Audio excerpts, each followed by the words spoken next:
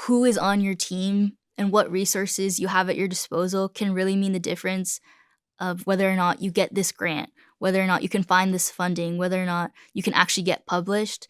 I'm a student developer on the Scholars at Duke Collaboration Finder team, and we're working on a tool to help researchers find more creative research opportunities with funding, other collaborators, and other ways to improve and add information to their profiles. We're just trying to make it easier to get information out there so that other people can find them and they can find good collaborators through our site. Scholars at Duke mainly functions as a database of researchers at Duke, a big sort of research hub. The current search, it's like a very basic keyword search.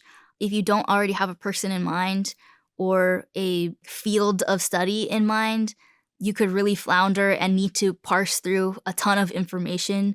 So what we're doing is taking text data from scholar profiles, using AI to generate embeddings. Embeddings are long strings of numbers that are representative of a piece of text. Then you can do computation to find semantically similar information across other profiles and compile that information into a recommender for collaborators that can just keep giving you recommendations, and you can check back in, like maybe even daily if you want, to see what kind of things might be available for you.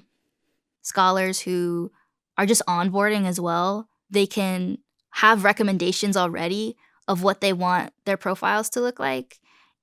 Ultimately, once those like manual text fields are filled, then the search results become a lot better.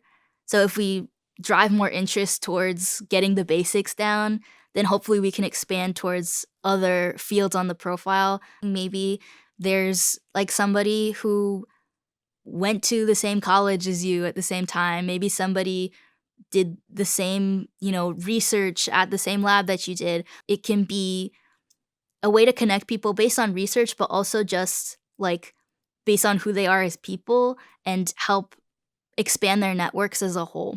So I think part of our project is also just encouraging people to engage more and think more deeply about the kind of information that they have tied to themselves on their profiles, because that can really mean the difference between finding a really interesting pathway that can take you down a whole different route in your research journey versus just, having another random email in your inbox, another kind of failed attempt to find somebody.